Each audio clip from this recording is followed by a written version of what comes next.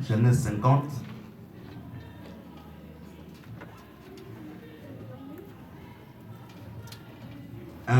Genèse 50, verset 1 jusqu'à verset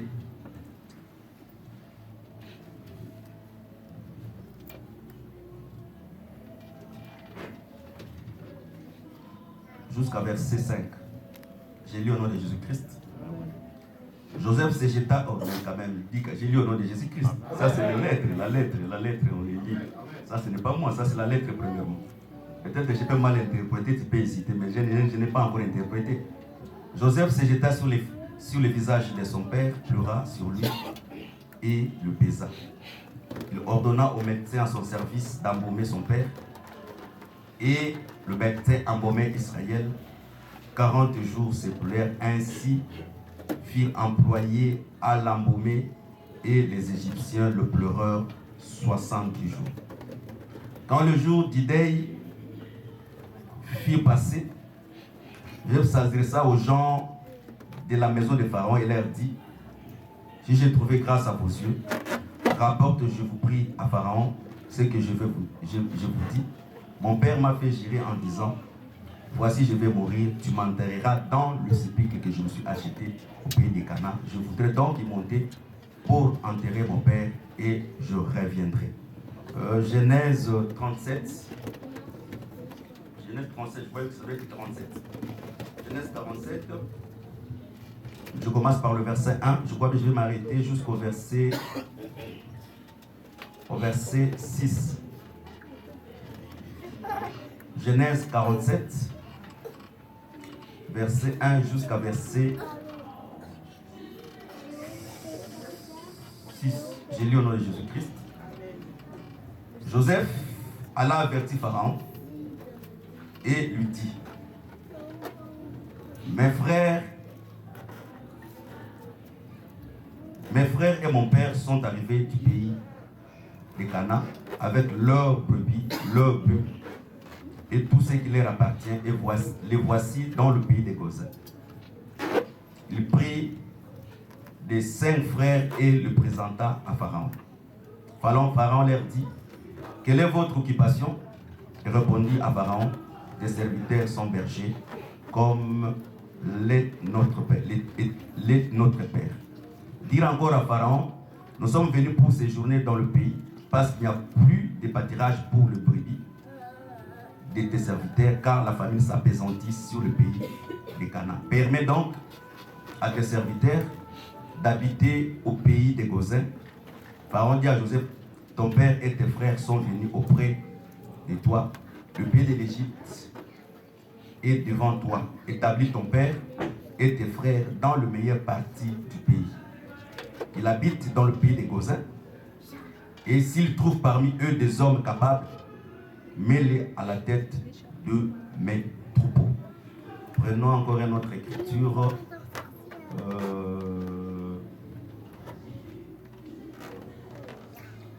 Jean 11.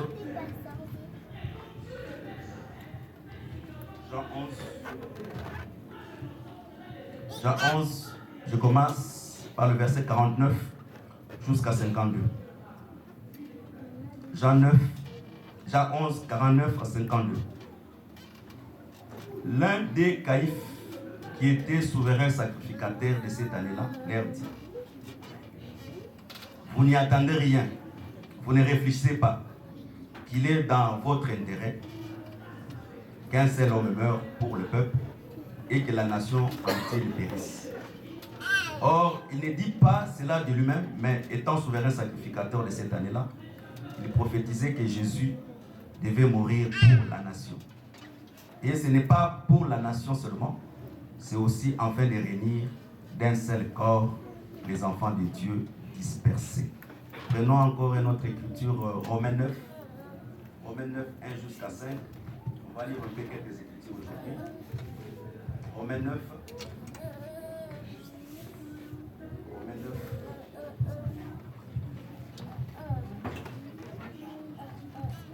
Romains 9, 1 jusqu'à 5.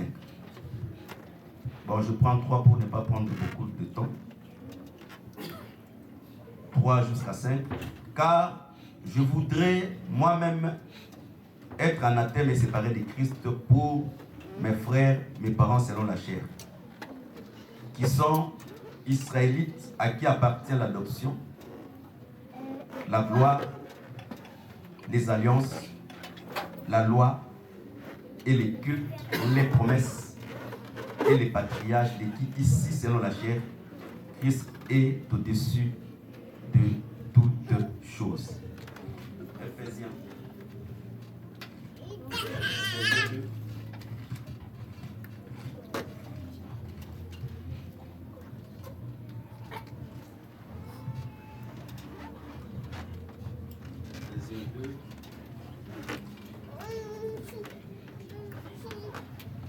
Ephésiens 2, je commence par le verset 5. Je vais descendre jusqu'à, je vais me limiter peut-être à 19 ou bien Ephésiens 2, 5 à 19. Nous étions morts par nos offenses, nous a rendu la vie avec Christ, c'est par la grâce que vous êtes sauvés. Il nous a restés ensemble et nous a fait asseoir ensemble dans le lieu céleste en Jésus-Christ, afin de montrer dans le siècle à venir l'infinie richesse de sa grâce par sa bonté envers nous en Jésus-Christ, car c'est par la grâce que vous êtes sauvés, par le moyen de la foi. Cela ne vient pas de vous, mais c'est le don de Dieu. Ce n'est pas par les œuvres afin que personne ne se glorifie, car nous sommes son ouvrage ayant été prédestinés en Jésus-Christ pour de bonnes œuvres que Dieu a préparées d'avance afin que nous les pratiquions. C'est pourquoi, vous autrefois païens dans la chair, appelés incirconcis par ceux qui n'ont pas, ce qu'on appelle circoncis, qui les sont à la chair par la main de l'homme. Souvenez-vous que vous étiez en ce temps-là, sans Christ, privés des droits et cités en Israël, étrangers aux alliances de la promesse, sans espérance, sans Dieu dans le monde. Mais maintenant, en Christ, vous qui étiez jadis éloignés, vous avez été rapprochés par le sang de Christ, car il est notre Père. Lui, des deux n'a fait qu'un, qui a renversé le mur de séparation de l'unité, ayant anéanti par sa chair la loi des ordonnances dans ses prescriptions, afin de créer en lui-même avec le deux un seul homme nouveau, en établissant la paix. Et les réconciliant l'un et l'autre en un seul corps avec Dieu par la croix, en détruisant par elle l'unité. Il est venu annoncer la paix pour vous qui étiez loin et la paix à ceux qui étaient près. Car par lui, nous avons les uns et les autres accès auprès du Père dans un même esprit. Et donc, vous n'êtes plus des étrangers ni des gens du dehors, mais vous êtes concitoyens des saints et gens de la maison de Dieu. Pour terminer, nous lisons les dernières écritures. Luc 17, verset 30. Luc 17, verset 30. Luc 17, verset 30.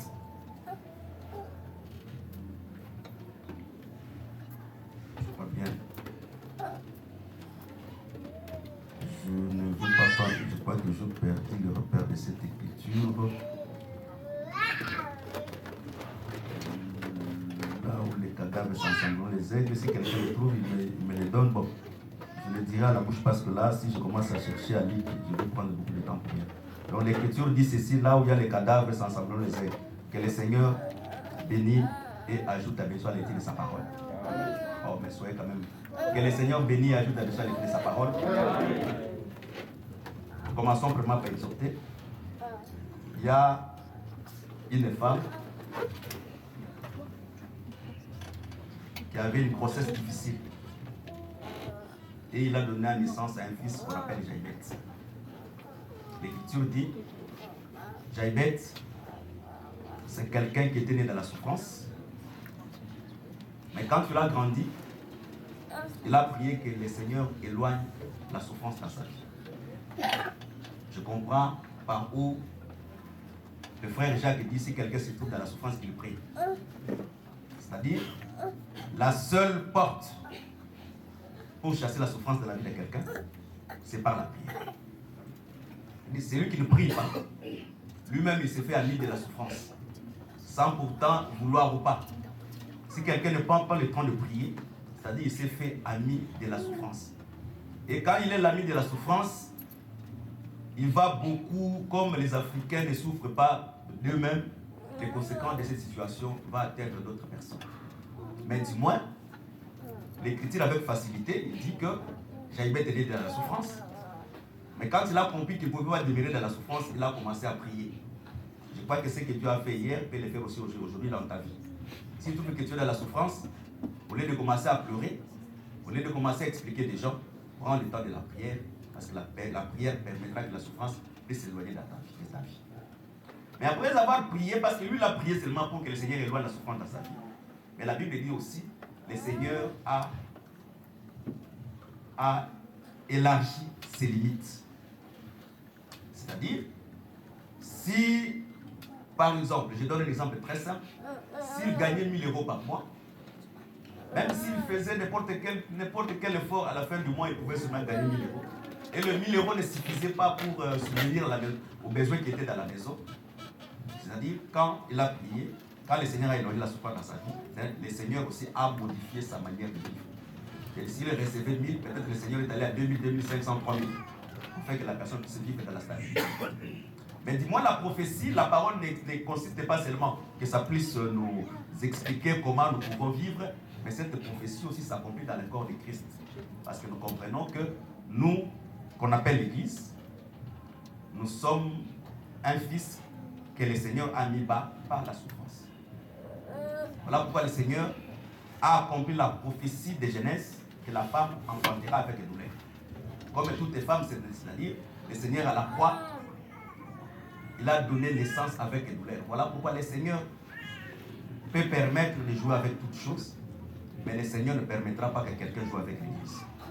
Parce que l'Église, c'est un enfant que le Seigneur a donné naissance dans la souffrance. Voilà pourquoi, à cause de cette souffrance, nous pouvons tout faire. Mais le Seigneur ne permettra pas que quelqu'un puisse prendre au-dessus de l'Église. Quel que soit moi qui vous prêche, quel que soit n'importe quel bishop du monde, le Seigneur ne le laissera pas parce que c'est un enfant que le Seigneur a eu dans sa souffrance. Voilà pourquoi le Seigneur a élargi les limites de cet enfant que nous appelons l'Église, parce qu'il a dit, l'évangile commencera à Jérusalem, à Samarie, jusqu'à l'extrémité de la terre. Et le Seigneur, il a enlevé la limite et que l'évangile était pour Israël, mais il a élargi la limite jusqu'à l'extrémité de la terre. C'est-à-dire quelqu'un qui prie en soi, quelqu'un qui prie, c'est quelqu'un qui évolue dans la vie. Quelqu'un qui ne prie pas. Nous avons dit dans la prédication précédente, Israël, quand il est entré en Égypte, il est entré avec facilité. Mais quand Israël est sorti en Égypte, parce qu'Israël allait vers la promesse, c'est là où il y a la guerre. C'est là où il y a des problèmes. Celui qui n'a pas la promesse, celui qui n'est pas un héritier, facilement il peut quitter Canaan sans pourtant quitter l'Égypte pour aller en Canaan sans combat. Mais un enfant de Dieu, avant d'accéder dans l'héritage, voilà pourquoi il y aura encore des multiples problèmes dans ta vie. Quand tu trouves qu'il y a beaucoup de problèmes dans ta vie, sache-le qu'il y a des grandes promesses derrière ces problèmes. Quand tu n'as pas de promesses, tu n'auras pas aussi de grands combats dans ta vie. Tu auras des petits combats, des petites fièvres, des petits envoûtements des sorciers la nuit.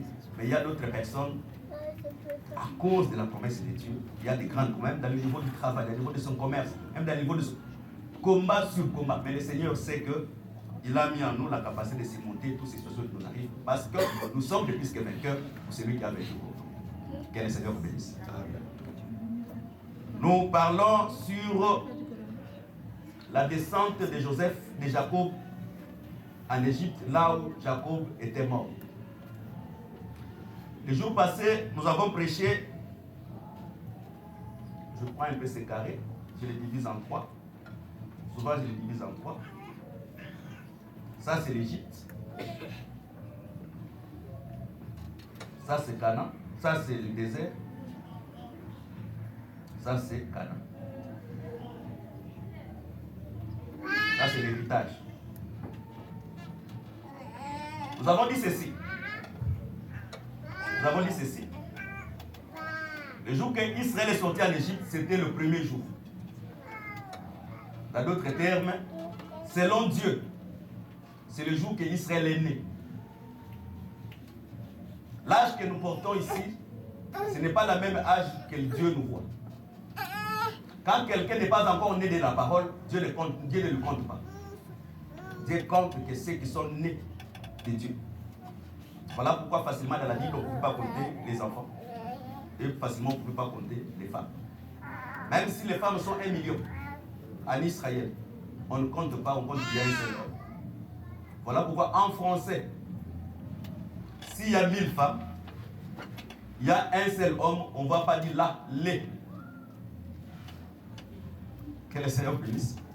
Ça, même si l'émancipation de la femme se fait, on ne va pas changer cet article.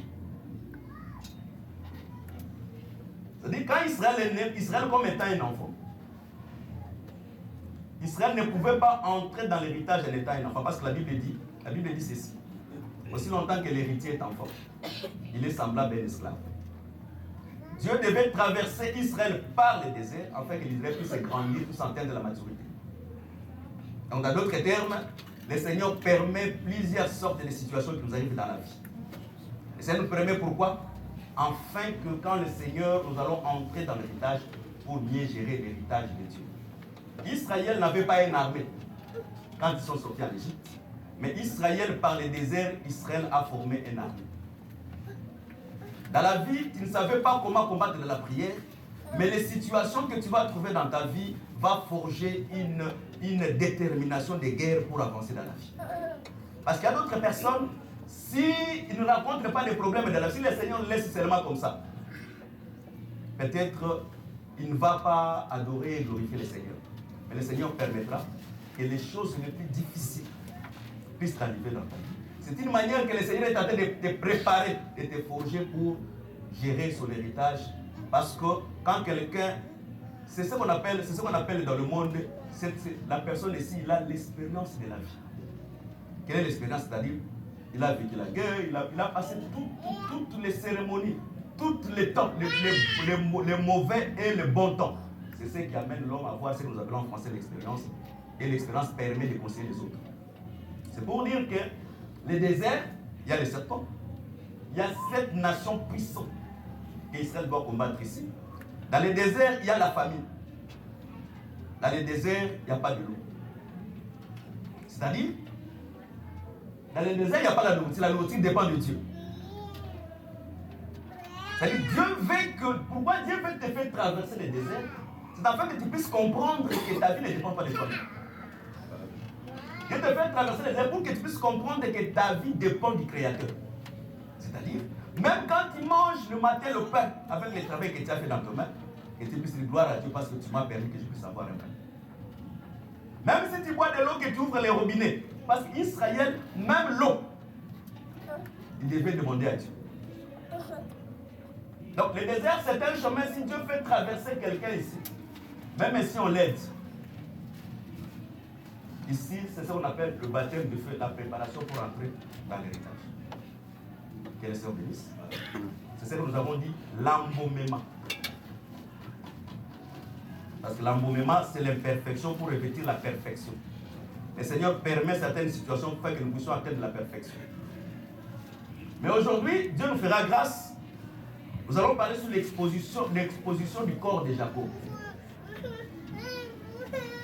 Nous avons dit ceci, je répète encore ce que j'ai déjà prêché là. Je vais reprendre beaucoup de choses que j'ai prêchées. J'avais dit ceci, la marche d'Israël de l'Égypte à Canaan, c'est la marche dans les tabernacles. Parce que l'autel était en Égypte, là où on a immolé l'agneau.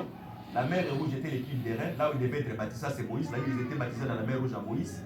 Et le désert, c'était l'étape des pains de proposition, là où Dieu devait nourrir Israël de la manne. Et Jourdain, c'était le voile qui devait se diviser en deux, afin qu'il puisse entrer dans la promesse qui est Canaan, qui est le lieu du repos. Si Israël a marché dans les tabernacles, dans d'autres termes, les tabernacles ne représentent une autre chose.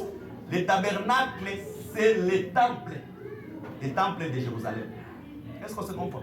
Avant que je dise ça. Un frère dit, je reprends parce que le frère, le bien-aimé n'a pas compris. Je reprends. Les tabernacles étaient divisés en 3 parties. Il y avait le parvis, les lieux saints et les lieux très saints. Il y a une écriture dans Isaïe, je crois bien, oui, si je ne me trompe pas, dit que l'autel sera en Égypte. Je vais le donner le dimanche prochain, cette écriture. La Bible dit ceci. l'autel sera en Égypte. Et Israël, avant de sortir en Égypte, l'agneau a été immolé en Égypte. Donc s'ils ont immolé l'agneau, c'est que l'autel était en Égypte. Donc les trois parties, parce qu'Israël a commencé à marcher en Égypte, le désert et Canaan. Ce sont les 3 jours de marche qu'Israël devait marcher. Maintenant, ça c'est l'Égypte. Il y a de l'eau qui sépare l'Égypte et le désert, c'est ce que nous appelons la mer Rouge. On se comprend quand même. La mer Rouge, Paul dit ceci: Israël était baptisé dans la mer Rouge. 1 Corinthiens dit, c'est le trompe pas. Israël était baptisé dans la mer Rouge.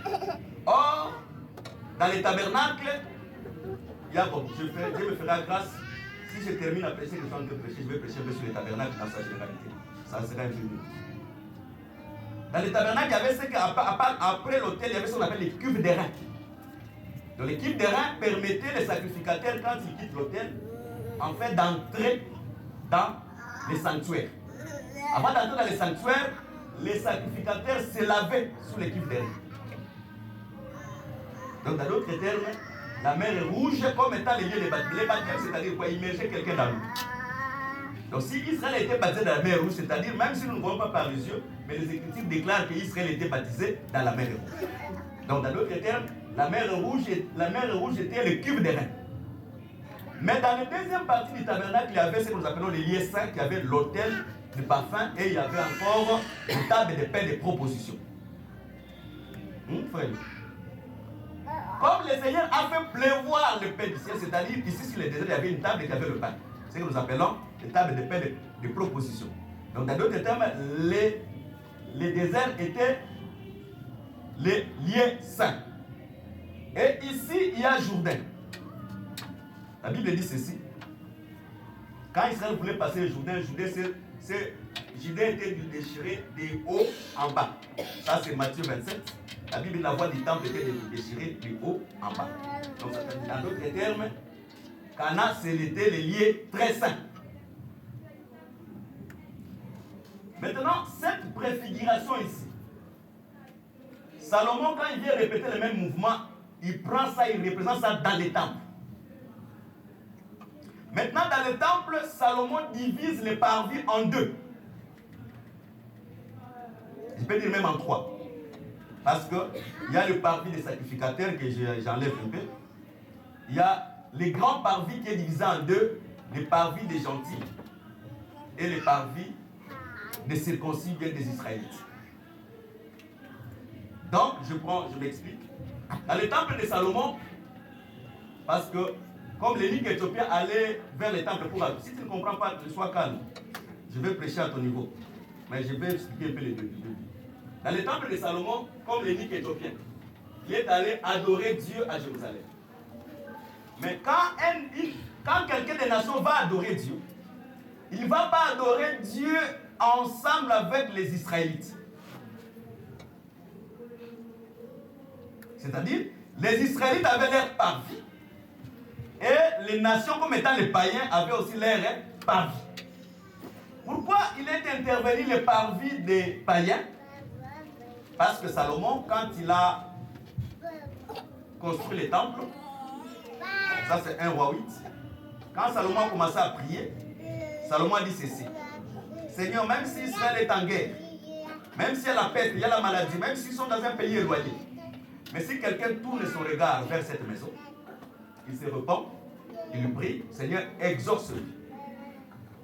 Voilà pourquoi tu verras Daniel à Babylone, quand il veut prier, il ouvre la fenêtre vers Jérusalem, vers la maison, afin que la prière que Salomon a liée avec les temples soit exaucée. Voilà pourquoi tu verras naturellement toutes les portes des mosquées ont la face vers l'Orient. Parce que pour les musulmans, Salomon était un musulman. Voilà pourquoi il y a jusqu'aujourd'hui la guerre entre Israël et Palestine à cause de cette prière que Salomon avait faite. Et Salomon a prié encore et dit: Même si un étranger vient dans cette maison, il vient prier, il se repent. Seigneur, même s'il est malade, même s'il demande, Seigneur, exauce-le. Christ, quand il vient dans Jean 2, il dit, détruisez ce temple et je le rebâtirai dans 3 jours. La Bible dit, le Seigneur ne parlait pas seulement de ce temple, mais il parlait de son corps. Et le véritable temple, ce n'est pas le temple que Salomon avait construit. Mais le véritable temple, c'est la personne du Seigneur Jésus-Christ. Voilà pourquoi l'Écriture dit ceci.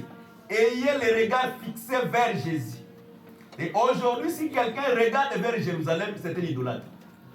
Parce que Jérusalem, comme étant le temple, était détruit. Parce que le vrai temple qui est la personne du Seigneur Jésus qui s'est venu sur la terre. Voilà pourquoi aujourd'hui, si quelqu'un veut prier pour recevoir quelque chose, son regard ne sera pas vers Jérusalem, mais son regard sera vers Jésus de Nazareth. Parce que quand il prie en regardant Jésus, c'est là où tes péchés te soient pardonnés et que la chose que tu as demandé te sera donnée. Amen. Que le Seigneur vous bénisse. Je crois que nous allons passer aujourd'hui un très beau moment devant la parole de Dieu. Alors, l'Égypte était divisée en 2 parties. Mais premièrement, l'Égypte était une seule partie. Pourquoi? C'est les Égyptiens qui vivaient là. Mais quand Jacob est venu avec ses enfants, quand il est arrivé au pays d'Égypte, Joseph a pris ses 5 frères. Il dit, vous allez dire ceci à Pharaon. Nous les Égyptiens, nous les Israélites, ce que nous faisons est en abomination avec les Égyptiens. Comme nous sommes bergers et brebis, nous voulons que vous puissiez nous donner une place à Gozin, en Égypte. Et le pharaon a accepté. Jacob devait maintenant vivre à Gozin. Donc, directement, l'Égypte est maintenant divisée en 2. À Gozin, il y a Israël et ses enfants. En Égypte, il y a le reste des Égyptiens. Est-ce qu'on se comprend? Donc, dans d'autres termes, les 5 frères de Jacob, de Joseph, la parole que Joseph a mise dans ses frères, c'est cette parole qui a construit une muraille pour que les Israélites ne vivent pas ensemble avec les Égyptiens. Est-ce qu'on se comprend? On se comprend? Je répète. Je ne vois pas une muraille physique. Hein. Quand ils sont venus, il n'y avait aucune barrière. L'Égypte n'était pas divisée. Mais quand Joseph a pris les 5 frères, il a pris sa parole, il l'a mis dans la bouche des 5 frères. Quand les 5 frères ont ramené leur situation à Pharaon, et Pharaon a accepté automatiquement, l'Égypte est divisée en 2. Il y a Gozin, qui est l'Égypte, mais il y a aussi le reste de l'Égypte. Il y a Gozin qui est l'Égypte, ce n'est pas l'Égyptien qui vit à Gozin, mais ce sont les Israélites qui vivent à Gozin parce que la vie des Israélites et des Égyptiens est en abomination et des vies qui ne peuvent pas vivre ensemble. Dans d'autres termes, c'est la parole que Joseph a mis dans ses frères qui a construit une muraille de la séparation. Je continue, sinon, je ne vais pas comprendre après, mais avec le Seigneur, va nous aider, on va encore expliquer deuxième fois. Donc, dans d'autres termes, mais en lisant la Bible, Jacob était le soleil. Selon la prophétie, Jacob était le soleil. Donc, dans d'autres termes, si le soleil vit à Gozin, c'est que le reste de l'Égypte doit être dans les ténèbres. Seul Israël qui était en Égypte, à Gozin, qui avait la lumière, parce que Jacob, c'était la lumière. Quel est son bénéfice? Donc, du vivant de Jacob, c'est un seul peuple qui était éliminé par la lumière du soleil. Or, l'Écriture dit, la lumière, c'est l'enseignement. Et Romains 9 dit, à seul Israël appartenait le culte, les promesses, l'élection, la loi et les patriarches. Nous étions un peuple sans Dieu, sans espérance, chacun suivait sa propre voie. Donc,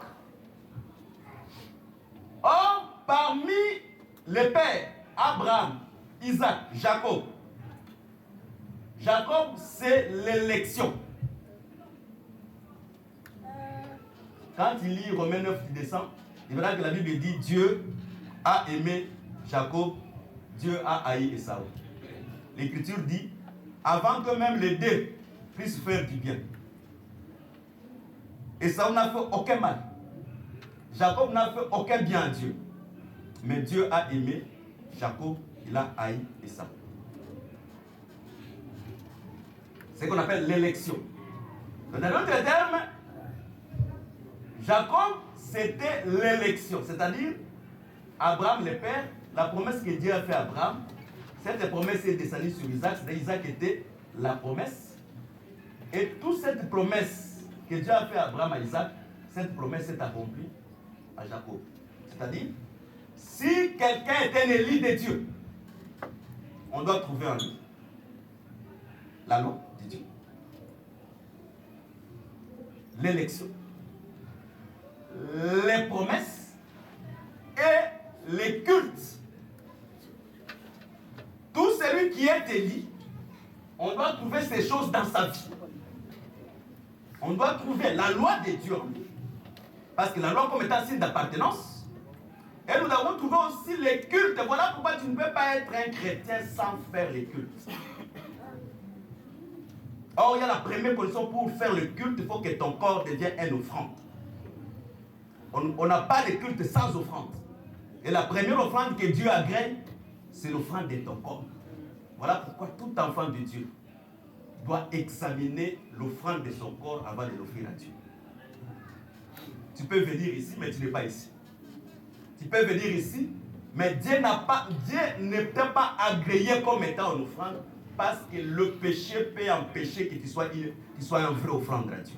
Parce que toute offrande, avant de l'offrir, il faut examiner. Voilà pourquoi tout enfant de Dieu, à chaque seconde, à chaque minute, à chaque heure, à chaque jour, il examine sa vie, si sa vie est correcte avec la parole ou pas. Voilà pourquoi des fois dans la folie de l'évangile, nous disons qu'on ne se répand pas dans l'église. Quand tu es dans la maison comme étant un enfant de Dieu, tu as le droit de se repentir là où tu te trouves. Mais si nous répétons ce sujet, parce qu'il y a parmi nous aussi les gens qui sont venus la première fois, ils ne connaissent pas cet évangile. Donc si on dit qu'on ne se répand pas pour lui la repentance, c'est quand il va venir dans l'église, il s'assoit, on donne le sujet de se repentir, il commence à se répandre. On doit l'aider aussi. Que le Seigneur vous bénisse. Donc c'est-à-dire un élu, on doit trouver ces choses en lui. Le culte, les promesses, les patriarches, et tout ce qui est écrit dans Romains. C'est-à-dire Israël, c'était le seul peuple qui bénéficiait de toutes les choses par tout le temps que Jacob était vivant. Or, le véritable Jacob, c'est la personne du Seigneur Jésus-Christ. C'est-à-dire, aussi longtemps que Dieu était vivant, quand il a fait alliance avec Israël, même si tu pries, le Seigneur ne va pas t'exaucer. Même si tu prophétises, parce que Balaam, naturellement, il était un bon prophète. Mais je ne dis pas vrai. Bon prophète. Parce qu'il prophétisait des choses vraies venant de l'Éternel. Parce que lui-même, il disait, je devais consulter Dieu. Mais comme au temps de Balaam, Dieu avait l'alliance avec Israël. Et tout celui qui devait prophétiser devait recevoir l'esprit de Moïse. Comme Balaam en lui, l'esprit de Moïse n'y était pas. Automatiquement, Balaam était un faux prophète. Et que cela ne vous gêne pas. Comme dans Kimba où il n'y a pas l'esprit de Christ. Même s'il dit des choses vraies.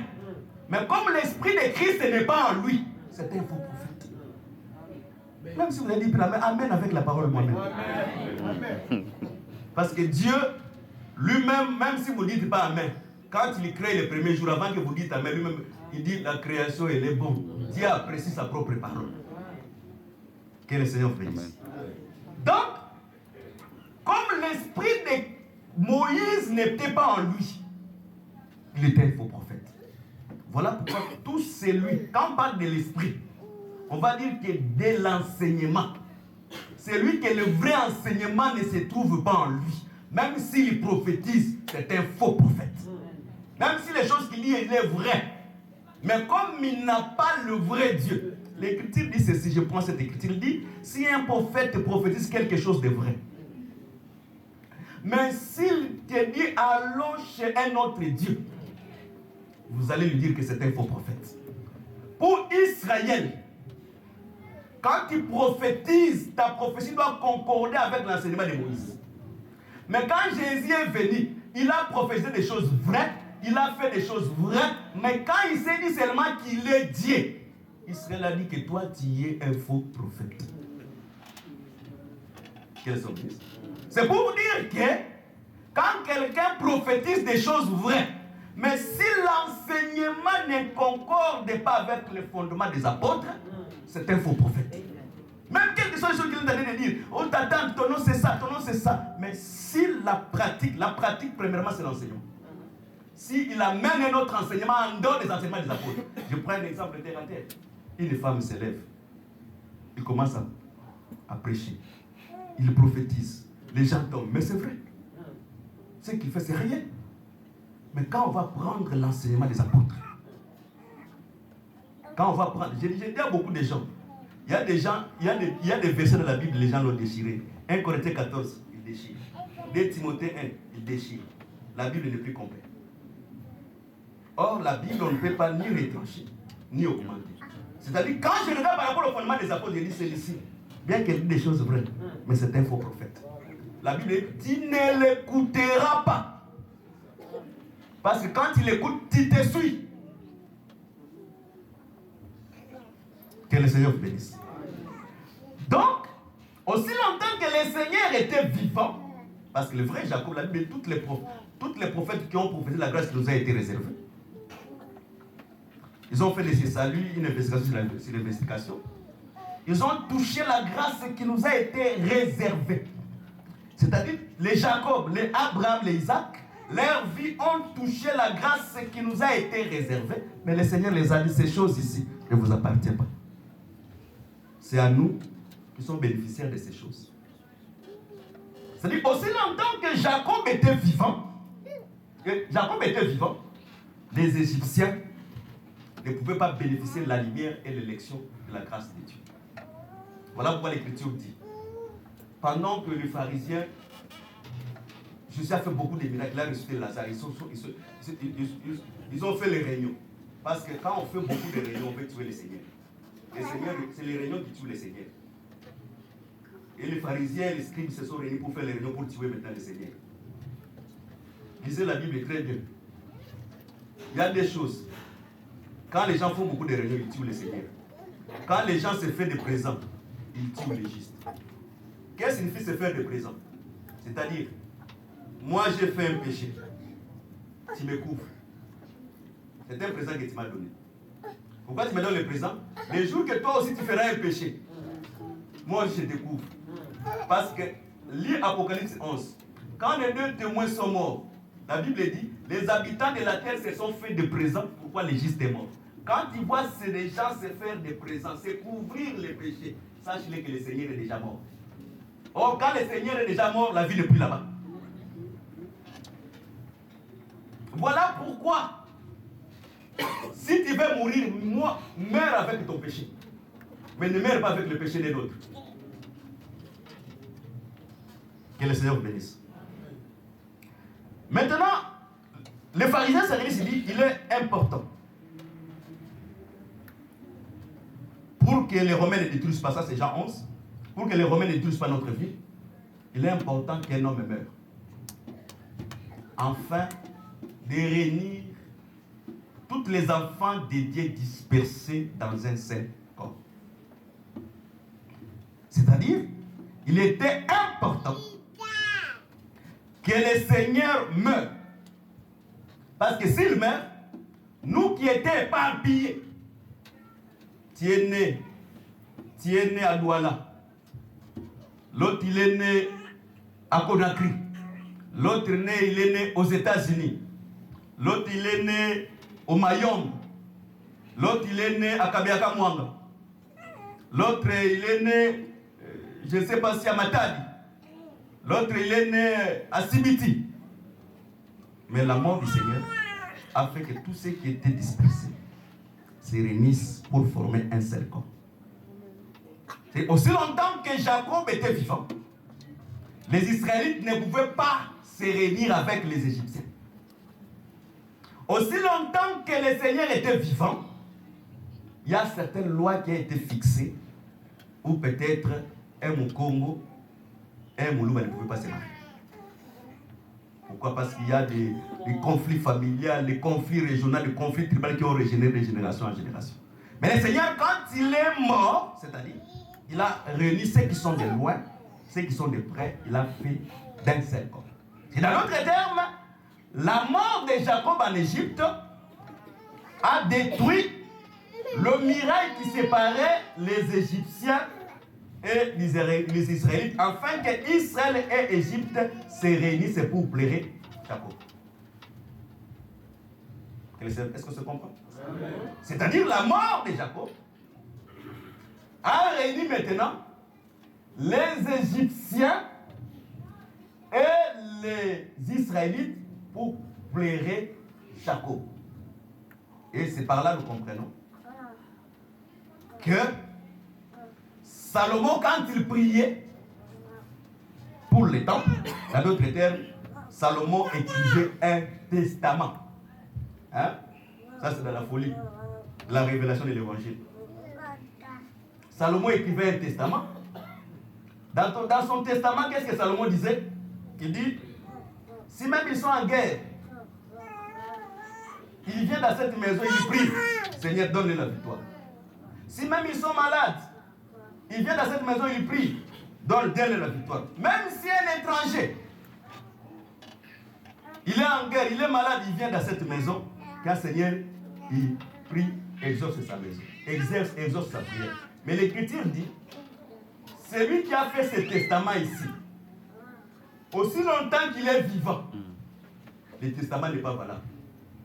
Donc dans d'autres termes, même Israël dans la chair, quand il priait, selon la vraie pensée de Dieu, n'exauçait pas, parce que lui-même, les testataires, les propriétaires des promesses étaient encore vivants.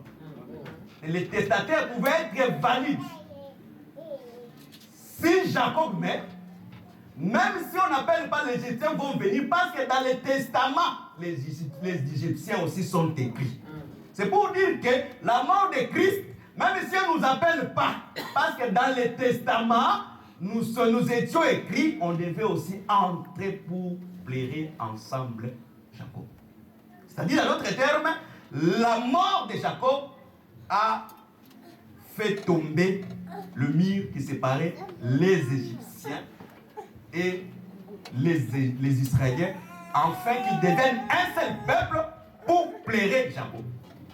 Dans d'autres termes, si on se réunit aujourd'hui dans l'église, c'est avec un seul objectif.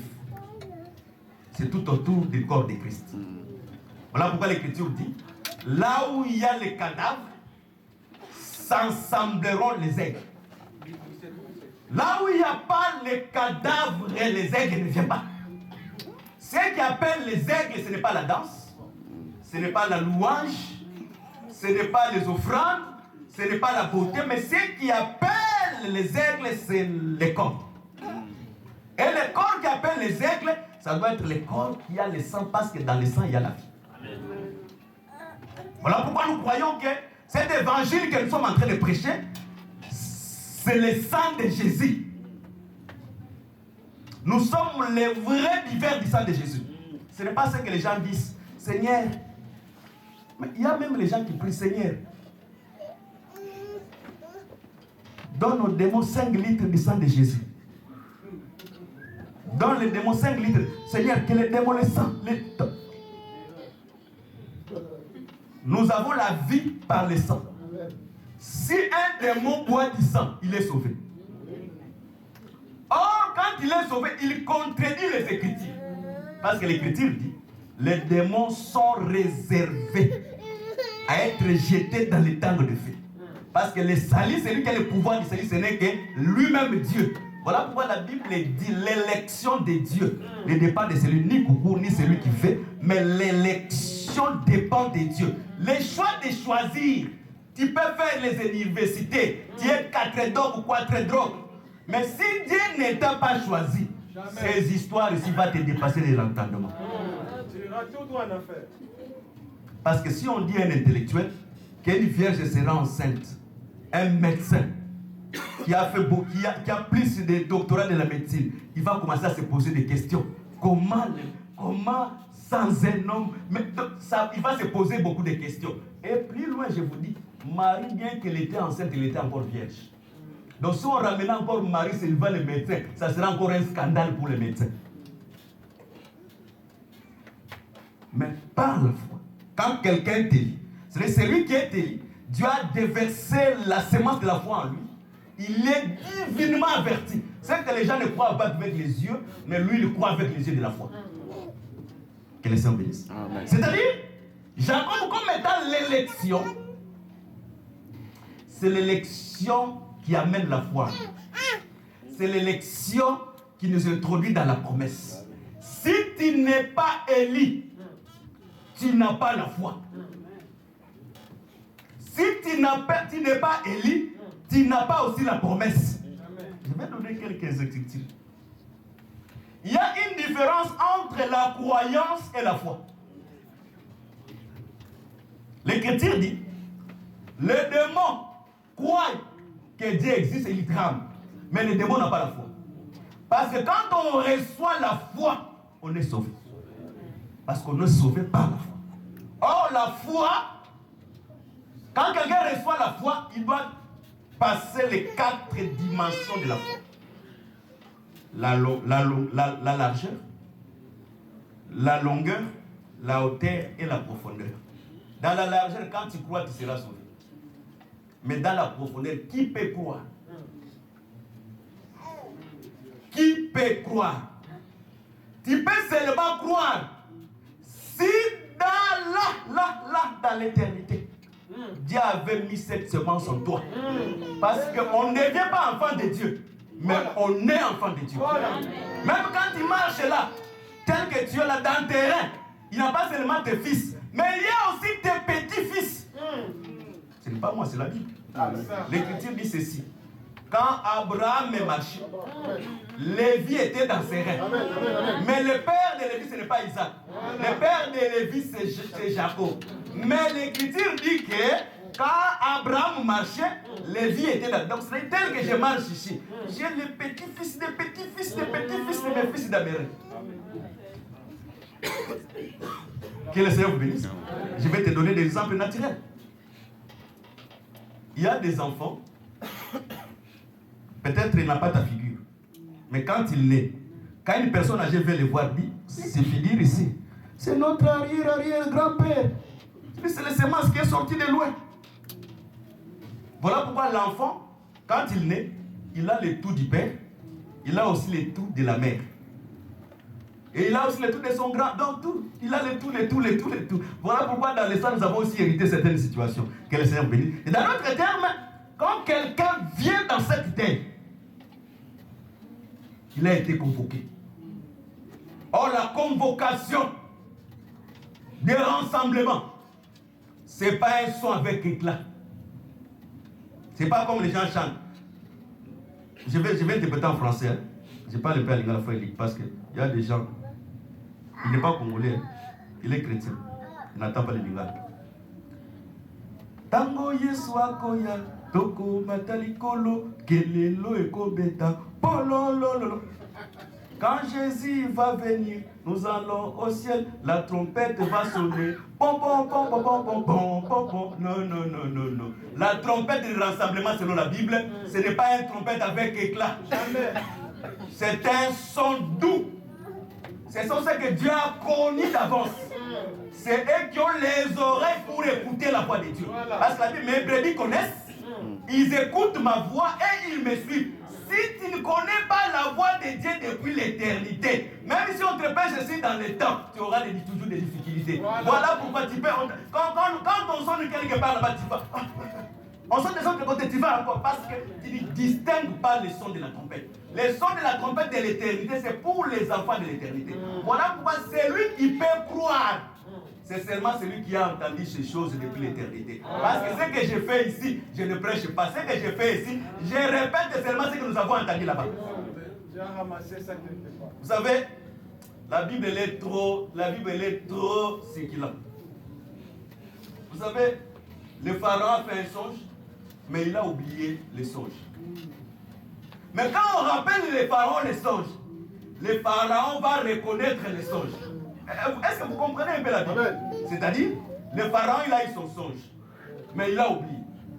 Mais quand quelqu'un oublie les songes, quand on les rappelle, comment il va se reconnaître? C'est-à-dire, il a eu les songes, mais il a oublié. Mais quand on rappelle les songes, il va reconnaître les songes. C'est dans les temps, nous avons oublié. Mais on connaissait déjà les songes. C'est-à-dire, prêcher, c'est répéter les songes. Quand on répète, on reconnaît que ce qu'on avait vu là, c'est ça. Voilà pourquoi un enfant de Dieu ne dit pas Amen à n'importe quoi. Amen. Un enfant de Dieu dit Amen parce qu'il connaît déjà les songes, mais on lui rappelle seulement parce que cette chair ici nous a fait oublier les songes.